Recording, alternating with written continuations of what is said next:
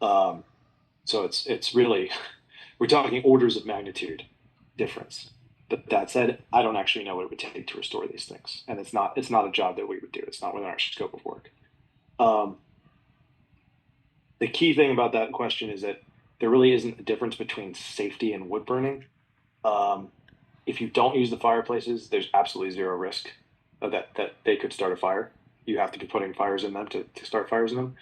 Um, but that if you were to repair them in any meaningful way, including say putting gas or something in them, which I don't really recommend. That's a different conversation. Um, but even if you were to say put a gas log set in it, you would still have to restore it to the same condition as wood. The standards are exactly the same. Um, in your assessment, chimney sweep states that existing systems are constructed of steel, not refractory material, as suggested by the architectural drawings. What is the significance of refractory versus steel flues when assessing the safety of burning wood in fireplaces?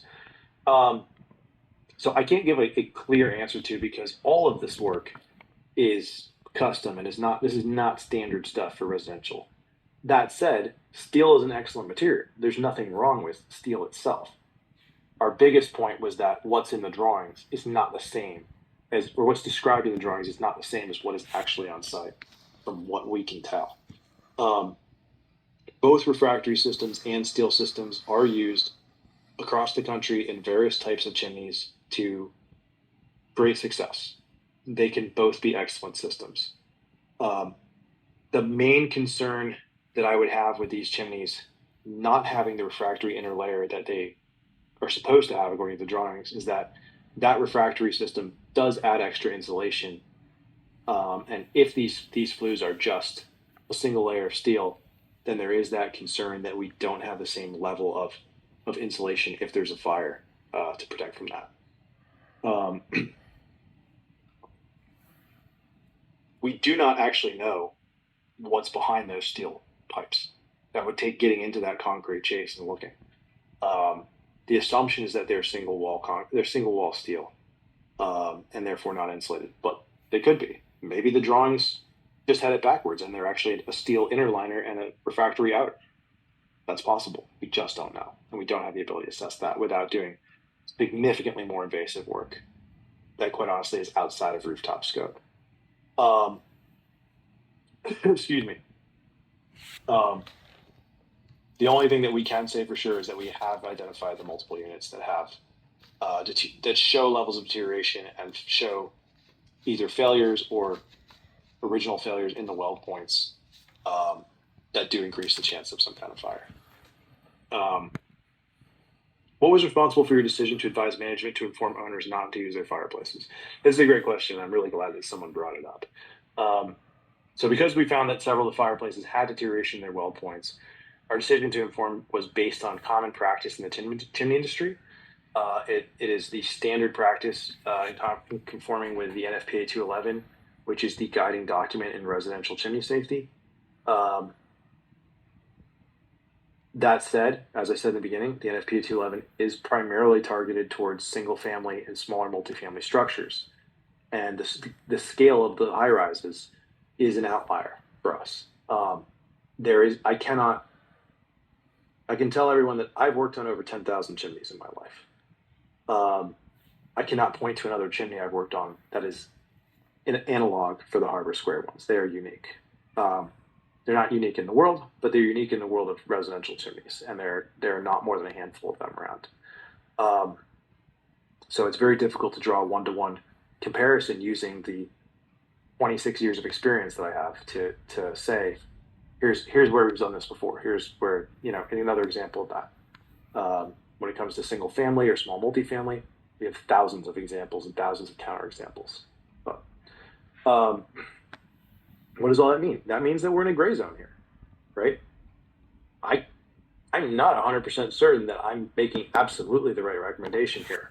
But when we don't know if we're making the absolute best recommendation for the scenario, we default to the most conservative recommendation because I would rather be wrong in a way that's safe than wrong in a way that is cavalier with people's safety. Um, so yeah, that's the main thing. Like I said, we have over 200 years of experience in our key personnel at Rooftop. Um, My brother is one of about 50 master chimney technicians in the country. Uh, Between him, myself, and my father, we've got about 100 years experience between us. And the three of us didn't have a clear answer of like, what's the answer here? Not sure. We're making our best educated guess with what information we have. Um, did rooftop chimney sweeps test each fireplace inspected using real wood? If not, why not? If each fireplace was tested using real wood, did the chimney draw properly? Was there any fire smoke detected in any unit while each fireplace was tested? Okay, no, we did not do this. It's never been part of any of the scope that we've been hired to do. We could do it, but we've never been hired to do that. Further, it wouldn't tell us whether these chimneys were up to proper safety standards. It would only tell us about whether or not the chimneys draw and whether or not they cross over into other chimneys. We have tested some of them before, and we've known from the residents that there was crossover previously, and that was actually at the very top of the chimney. There's a special finishing cap that's constructed out of copper and refractory material, and there was a gap between those caps and the flues. We've actually repaired those gaps. We did that in 2019 after we did the dampers and found there was still smoke crossing over into other units. We knew it wasn't happening at the top of the chimney, and it had to be inside. And we found those large gaps. And actually, Will was the guy who led that project in 2019 to repair all those. And I'm not aware of those problems recurring since then. So if anyone does know if there's been recurrent problems with that, anyone who's had smoke in their apartment or their unit while their damper was closed, that would actually be informative. Did you follow up on a specific claim of smoke? Did you test the fireplaces above or below the units reporting smoke to see if the claims were legitimate? I'm not sure how to answer this one. Like I said, we have performed smoke tests on various individual units at various different times, usually in response to a specific claim of smoke. And as I said, the main thing that happened was we replaced all the dampers because it is very common for smoke to cross over the tops of chimneys, and several of those dampers, their cables that operate them, have failed at that point or never been installed. And so we did all new cables for that to make sure that everyone's dampers sealed cleanly. After that, we found that some people were still having the problem. That was when we discovered the failures at the top, the gaps at the top, which were a result of original construction. It was just an oversight on how they were constructed, and we fixed that using a ceramic cement material. That was done in 2015 and 2019, respectively. Rooftop chimney sweeps made repairs to the 550 building tier 2 chimneys on March 7, 2019. That would be the gaps that we filled. And tests were performed by you on March 13, 2019. I set fires in my S202 fireplace on March 13, 2019. No smoke has been reported by any owners inside any tier 2 units. Great. Rooftop chimney sweeps also confirmed there is no risk of fire in the high-rise chimneys because of the design of the chimneys, multi-walled. This is the same assurance provided by Mr. Ashworth when it was confirmed it was safe for use by fireplace. As I understand at the time, Rooftop made changes to the flues at the top of the building to eliminate concerns about the flues. What changed from 2019 to 2025 that had not changed in the previous 60 years? Great question.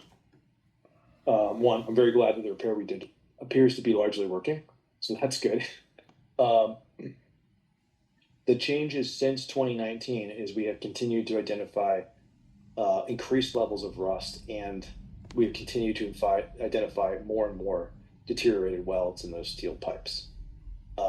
In the first few times, we saw some spots that looked a little iffy, but overall, understanding the construction of the chimney at that point, it wasn't something that we decided was at that level of concern. As we continue to see the chimneys over and over again, and continue to identify more and more deterioration, that was the point at which we said we should probably report this and say, hey, you're going to want to hold off until you get a better idea of what's going on here. But again, just to be clear, because of the unique construction of this building, we cannot confirm with 100% certainty that this is a direct fire hazard. We can only say that it's out of standard and it may institute an increased risk. They could be totally fine. Because we cannot see what's inside between that steel inner and the concrete outer chase. There's a big black box back there. And remember, each one of these runs the entire length of their unit. So these things run from the shortest ones are about 25 feet long to the longest ones are pushing 130 feet long. That's a lot of chimney to inspect, and it's very difficult to get a complete picture of what that looks like. Um, but the reason that we pointed out is because the worst case potential consequences are so severe that the building could catch fire, that we felt that we were obliged to put them out, and quite honestly, did not want the liability if something were to happen. Um, that's not something that as a company we could survive if there was a lawsuit or something like that. We're just a small family company. Um, Please confirm you have considered adjustments to the flues and other minor changes in our fireplaces to make them cost effective repairs, the repairs to our fireplaces that we continue to use. We have not at this point considered any adjustments to the flues. It may be possible to reinspect and re-weld the flues. Again, that's not within the scope of our skill set. But we can't make any recommendations this way, as we just do not have a precedent or a proven process for how to repair something like this. That would need to be done by a firm that specializes in that scale of work. If something like this were seriously considered, we would recommend going to an engineering firm or someone similar who specializes in this. And it would almost certainly require getting access into the concrete structures that house all the chimney stacks, because that's where the work would have to be done. The only way I can imagine is someone have to get in there, if they can, and find those welds and make sure they're good, and then make sure they're welded properly.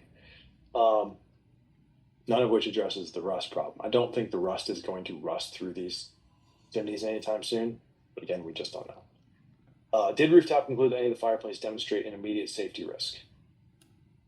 So, again, we're talking about possibilities and probabilities. Several of these fireplaces demonstrate a potential immediate safety risk. So normally when we find fireplaces in this condition, as I said earlier, the risk is that over time the products of combustion build up outside the flue liners and leads to a significant cache of fuel, which we cannot clean out or assess.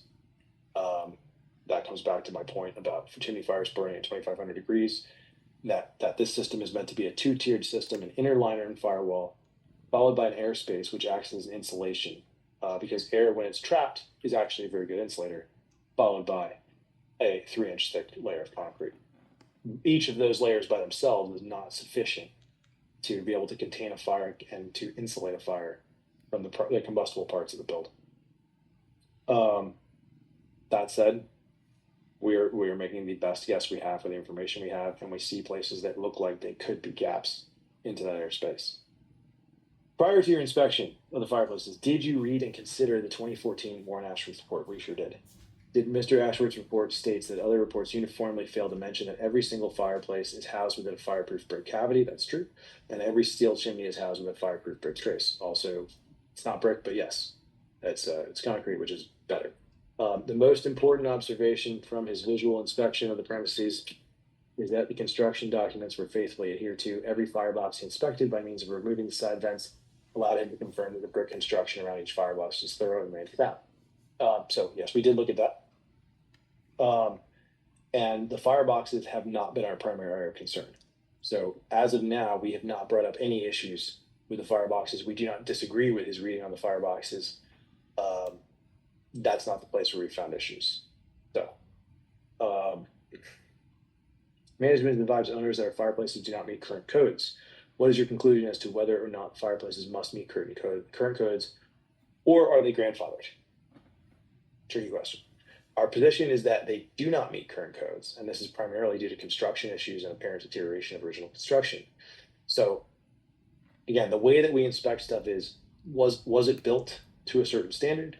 Has it been maintained to that standard? Grandfathering is a very tricky thing.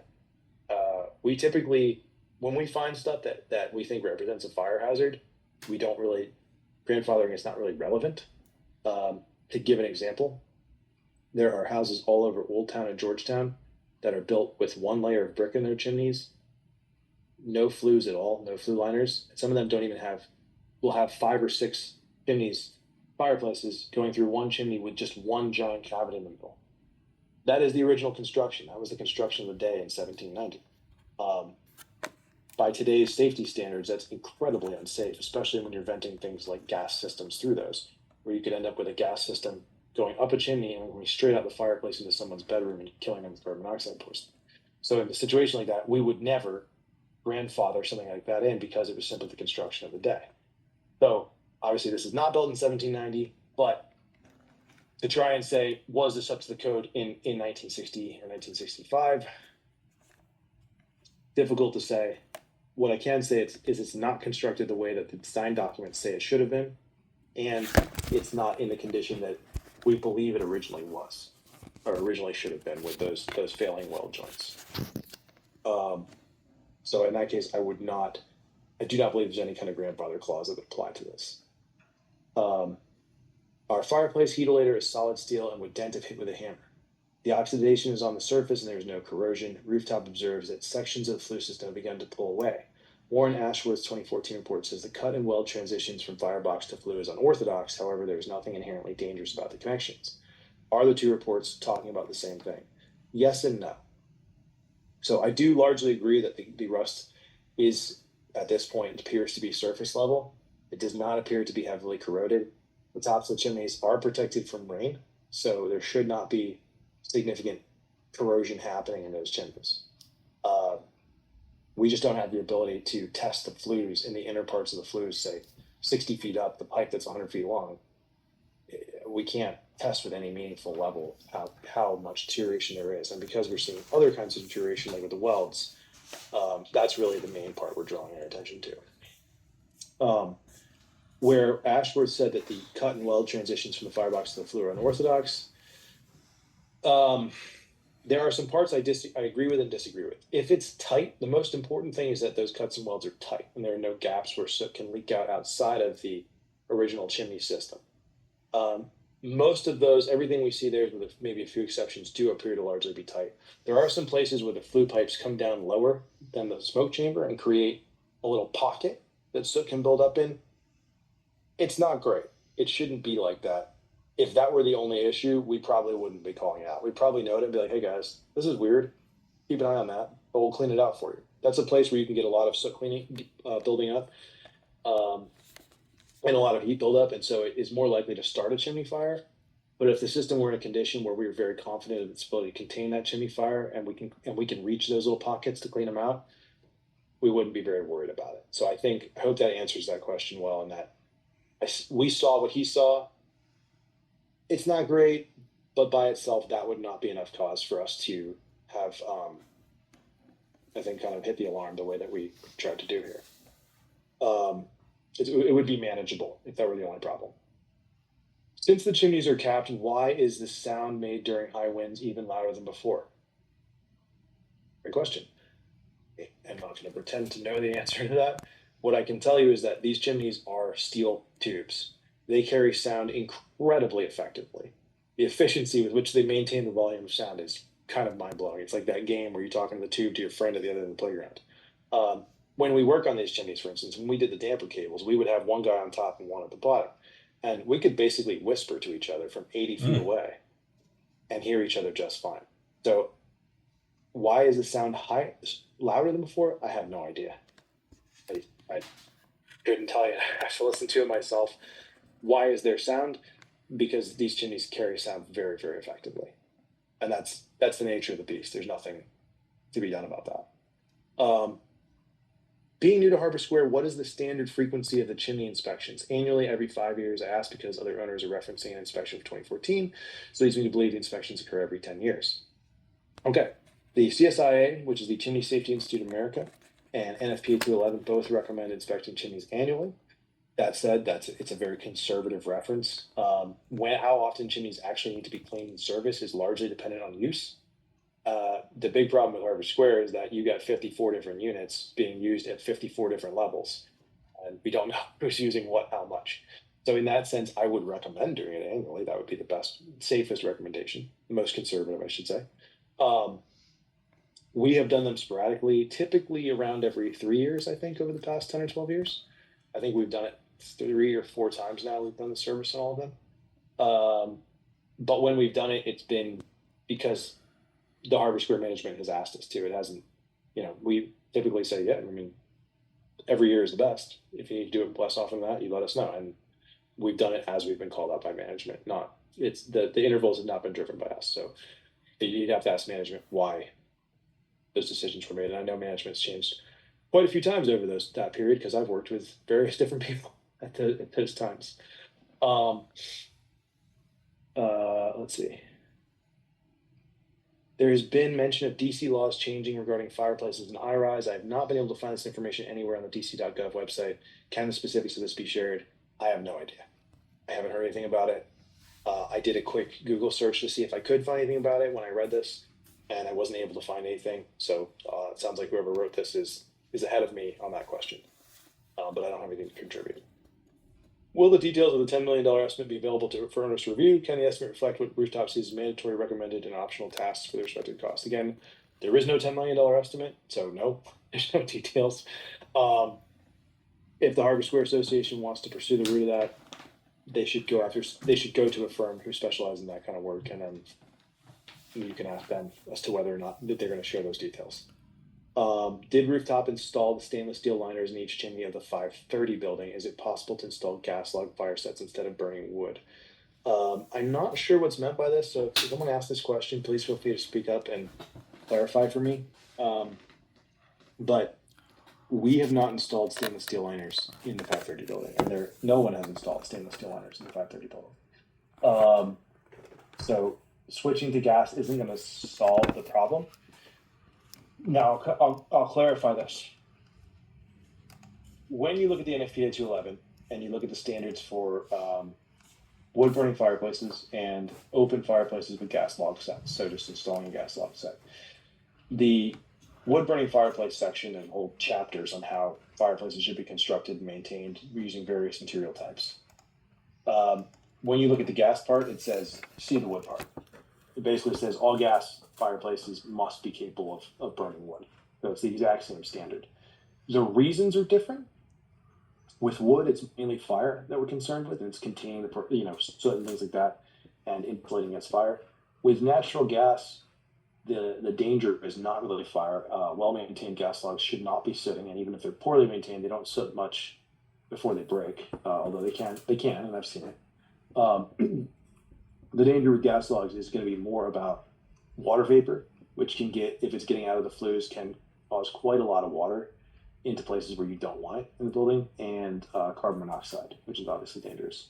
I'm not going to speculate as to how significant that danger would be with these units. All I can say is the code says that the things that are problems for wood are problems for gas, and that they would need to be fixed to the same standard.